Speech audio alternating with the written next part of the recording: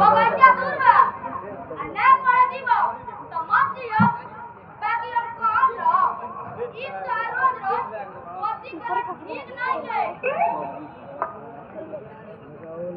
हम तोरा से कहत ना बानी कि हम स्कूल ना जाइबे। स्कूल मास्टर साहब पूछियो कि मुनुआ स्कूल काहे ना आइयो तब कह दिए कि बुखार लग रहे। अब केतना दिन मास्टर साहब से झूठ बोलो कहियो पेट दुखत रहे तो कहियो कपार दुखत रहे तो कहियो बुखार लग रहे। अब हम कब झूठ ना बोलो।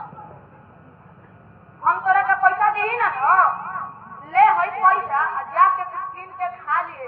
हमारा पैसा का लालच नहीं के हम बड़का बाबूजी से जरूर कहो भैया 5 दिन से एक दिन स्कूल नहीं कर गई जो कह दिए हम एकरा के आपन छोट भाई समझ के सब कुछ दी ना आई हमरे के नहीं हो तू अगर पढ़ भाई ना हो यही काम करे पड़े के बहुत अब तू अभी ना पढ़बो तया के चल के खराब हो जीबो। देख तू हमारे बारे में मत सोच तू अपना बारे में सोच। हमारा का ले ले बड़े हमार मामा पटना में रहलो माई कहत रहे कि हमरा के ओजे विदा करी भैया कोई चाहिए से बाबा तो हमरा पटना में पढ़ दीबो।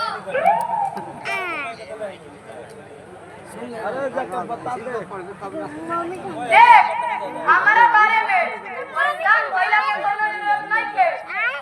तू अपना बारे में सोच काहे कि तोर बाबू पिया कर हरन पिया कर हमारे बाबू के पिया कर काहे कहलो हमर बाबू ना पिया करवन हम ना होई ना। अरे बात के कोठी में बात ना फूटी ले थोड़े ना फूटी।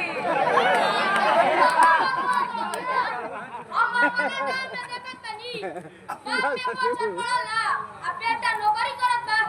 ये सपना में का बात तू देखिए हम तोरा के नौकरी क के दिखाई। ठीक बा भैया अब हम चलत तनी हमरा स्कूल के देर होता।